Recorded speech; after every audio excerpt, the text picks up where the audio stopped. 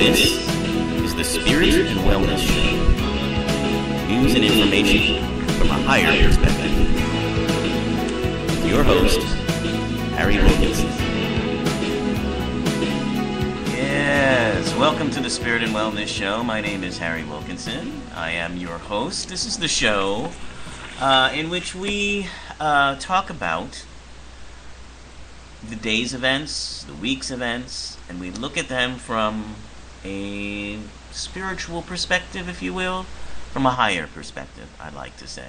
Sometimes, as we talk a lot about in this show, sometimes people get the wrong idea when we use the word spirituality. And yes, I have been, for you listeners who have communicated with me, I have been a little hard on religion. And I apologize to those of you who may find that a little tough. I think it's justified in clarifying the difference between what is spiritual and what is religious. And just in a nutshell, I mean, we've talked about this quite a bit on the show, and not to get too far going over already discussed material, but these terms are not interchangeable. Spirituality is an awareness, a sense, a consciousness of our unity, of our oneness with all things. Spirituality goes beyond the temporal, it goes beyond the materialistic, it goes beyond what we think of as real or reality. And in fact, spirituality says that what we think of as real and reality is merely illusion. That's what spirituality says.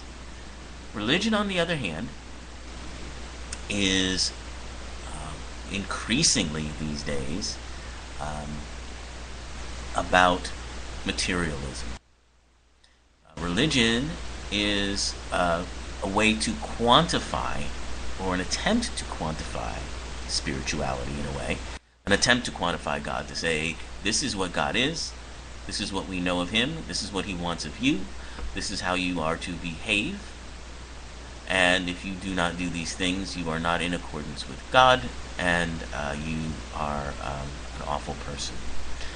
So spirituality has a lot to do with morality and a system of laws and rules, and that's all very much rooted in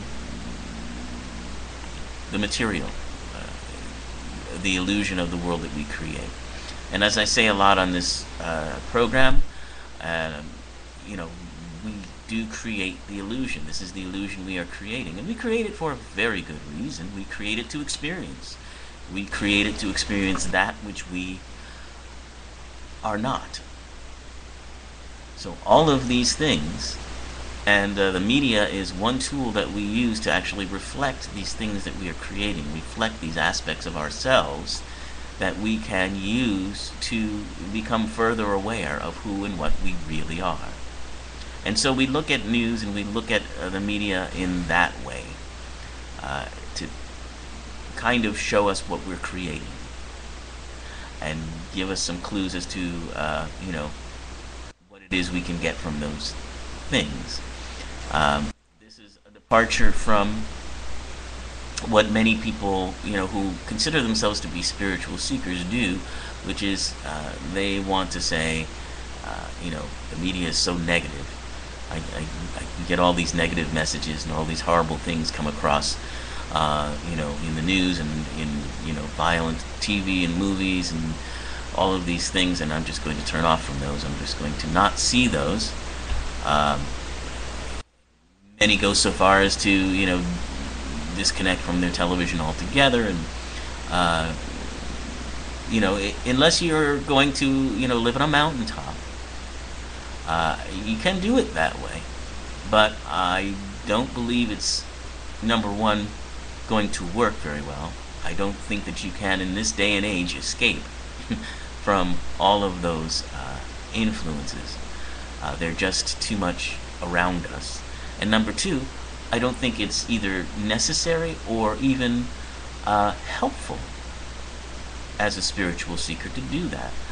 I think I think delving into those things that are around us, everything that is around us is spiritual in its own way because we've created it, and it has something to tell us, and it is something not to turn away from, but it is something to look at in a different way.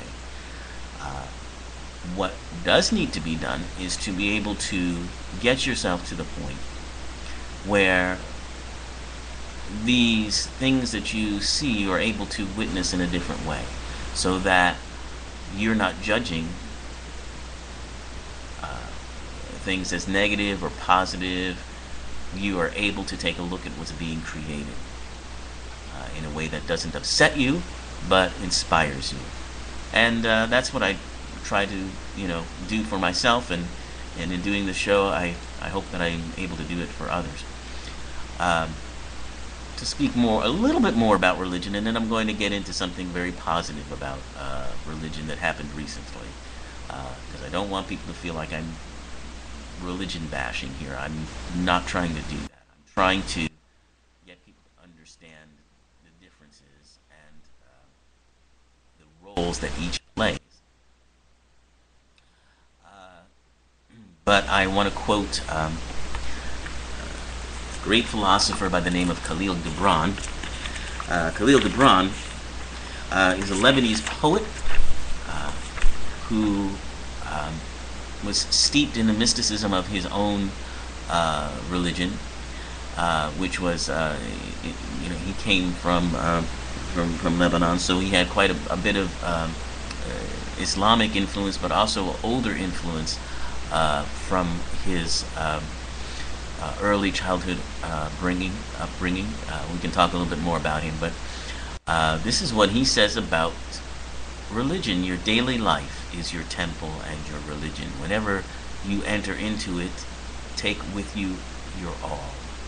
Take the plow and the forge and the mallet and the lute, the things you have fashioned in necessity or for delight.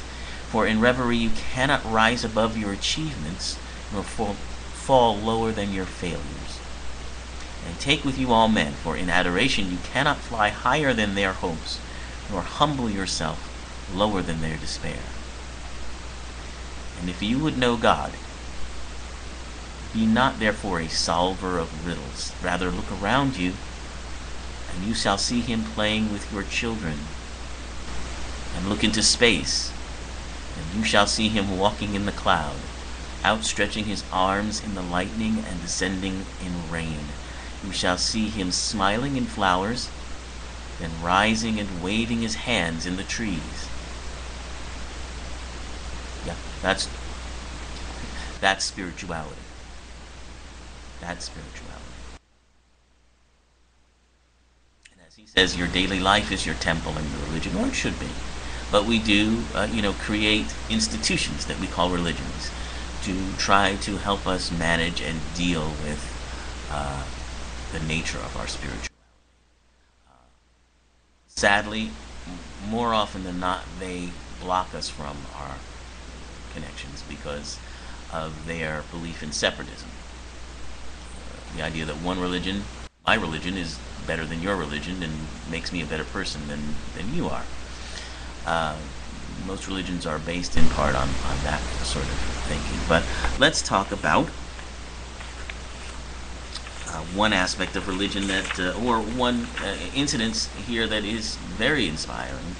I want to talk about a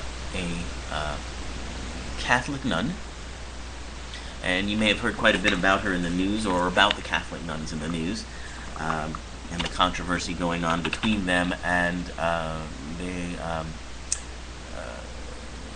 Vatican and the cardinals that sort of set the rules. This woman's name is Sister Simone Campbell, and you can see a profile of her, by the way, at the website for Bill Moyer's new show called Moyers. and Friends, Moyers and Company, excuse me, Moyers and Company. You can find it on the web at billmoyers.com. And you can also find some information about Sister Simone Campbell on nunsonthebus.org, because that's what she did. She went on a bus with some nuns to talk about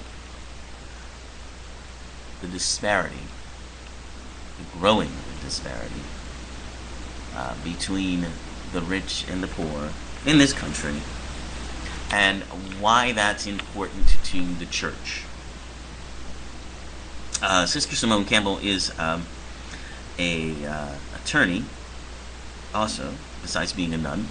She works for a group called Network here in Washington, D.C.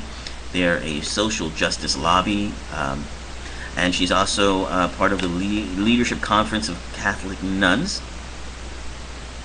and the Order of the Sisters of Social Service.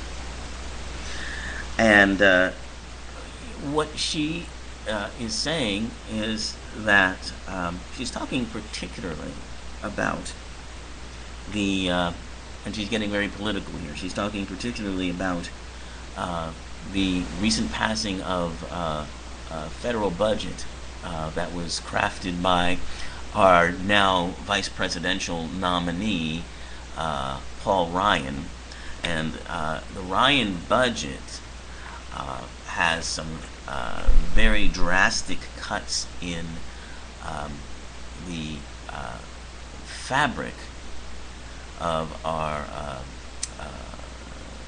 social safety net.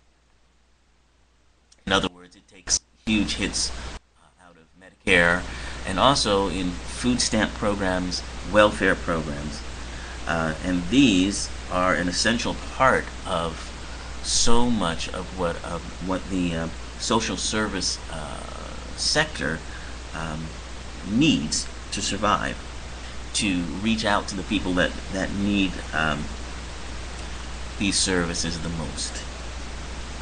And so part of this trip, this bus trip that Sister Simone was on with four other nuns, was to go around the country and sort of sound the alarm about this and visit many of these places that make use, and very good use, of federal dollars to help feed people who need feeding, to help clothe people, to help people who are on the fringes. Basically, what Sister is trying to do is follow the teachings of Jesus. Mainly, and not just this one, but what comes to mind is Jesus' teaching, or his statement that whatever you do to the least of these, you do unto me. And when Jesus says that, he's talking about the oneness of all people.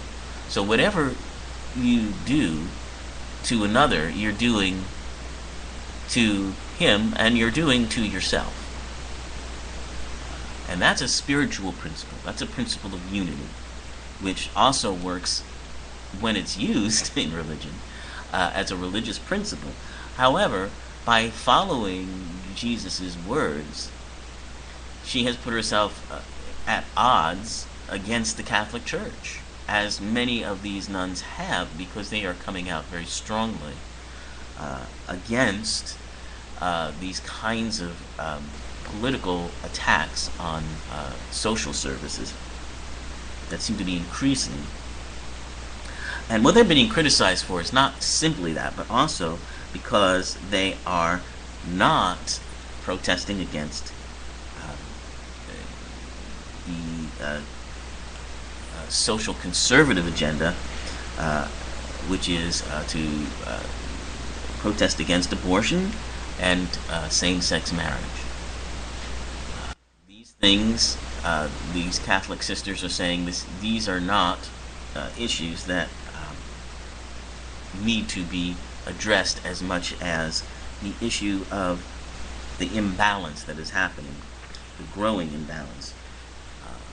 She believes, in her, belief system through the Catholic Church, that it is a sin that the wealthiest 1% will not contribute their fair share, and that in fact money is being taken from the backs of the poor and those that can least afford it, and actually given to the wealthy in the form of tax cuts. So one of the Catholic doctrines that she is following on, and that she is debating Mr. Ryan on, is a Catholic doctrine that they call the preferential option for the poor. And basically, and again, that comes from Jesus' teaching: what you do to the least of them, you do unto me. Preferential option for the poor is the idea that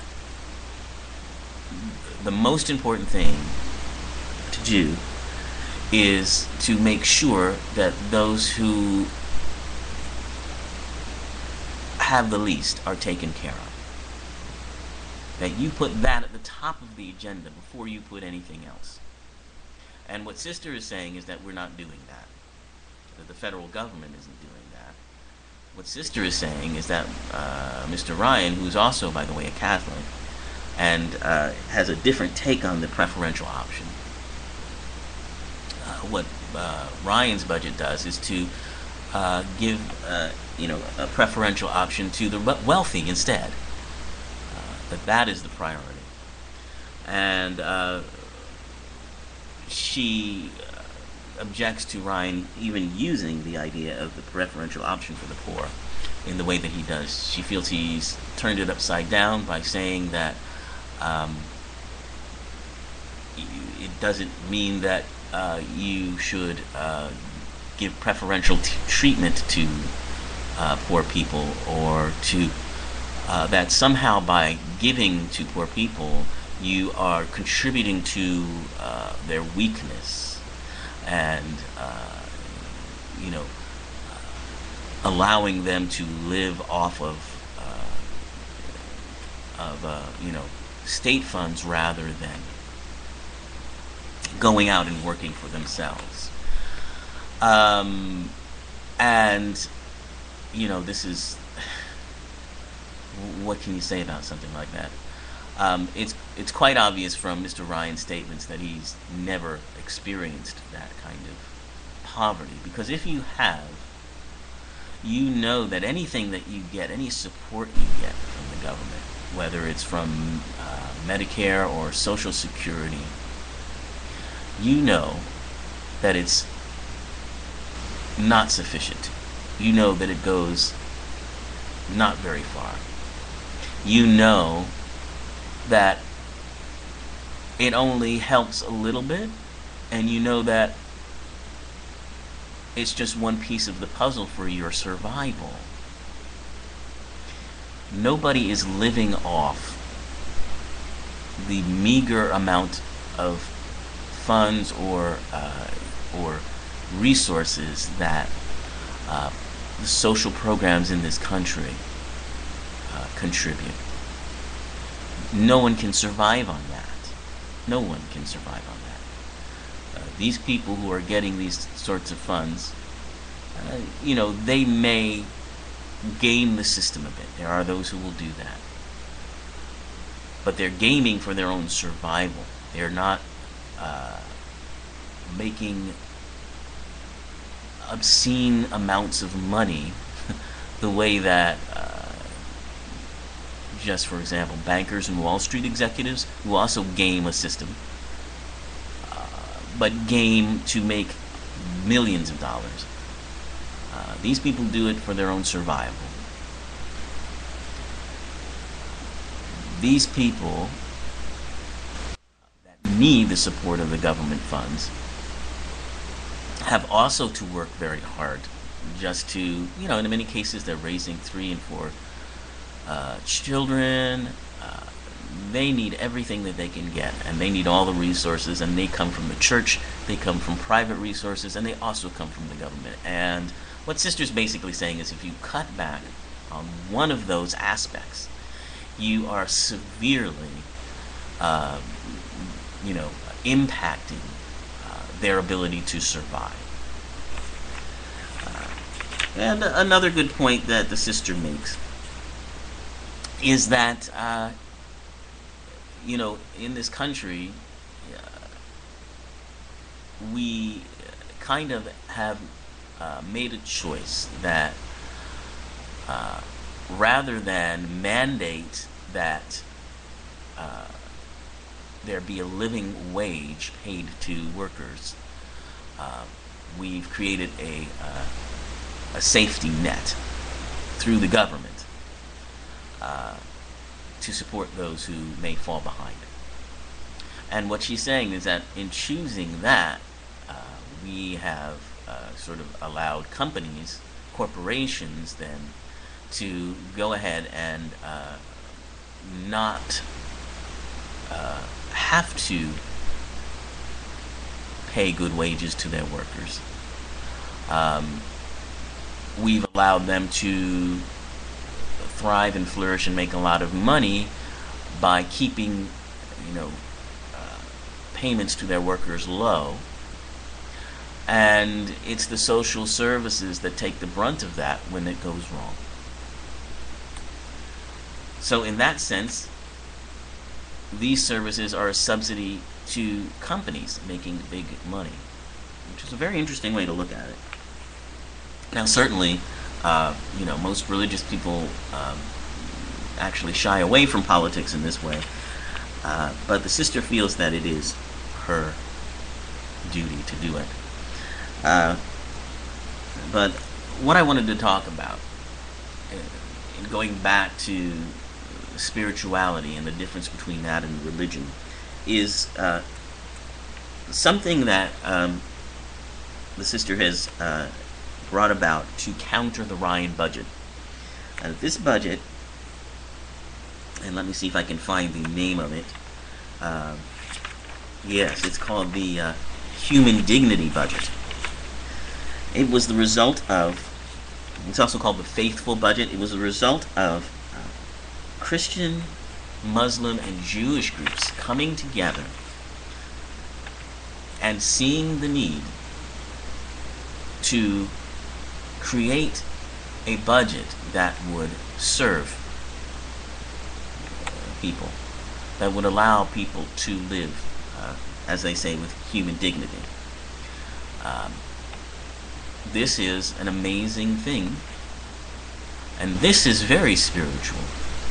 These people from these different denominations who normally, find fault with one another, rose above the material designs of their particular religion and met at the point of spirituality, at the point that says, we are all one, and what I do to one, I do to myself. So in creating a budget that gives to others, I give to myself. And that is how spirituality can work through religion. But often, it makes you have to go beyond your institution of religion and go back to the spirituality that gave impulse to it, if you will. So, that is why, to me, this sister and 5 others that are on the bus with her is a hero. And you can, as I said, you can find a really nice profile of this whole thing. 2 places, nunsonthebus.com, or you can also find it at BillMoyers.com. It's part of his show, Moyers and Company, which I think you can also watch full episodes on PBS.org. It's a public television production, so it's one of the shows that would be featured on that website. You could probably watch it online and find out a lot more. But the other thing that struck me, as I mentioned, the sister went on this bus tour around the country and went to places, churches where that would be strongly affected by the cuts that the Ryan budget is having. And one of the places she went was in Cleveland, Ohio, St. Augustine's Church. And they have a hunger center which is run by a sister, Corita Ambro, who was featured in this report I'm talking about. But she told a story which was so moving, and again to me really illustrated what spirituality is and how it sometimes pushes us beyond the limits of our religion. She talked about how important touch was to these poor homeless people who were coming to get a meal. And she told a story about how a newcomer came to the church, came to the hunger center, and was so grateful for the food and everything. And the sister gave him a very big hug, which he appreciated.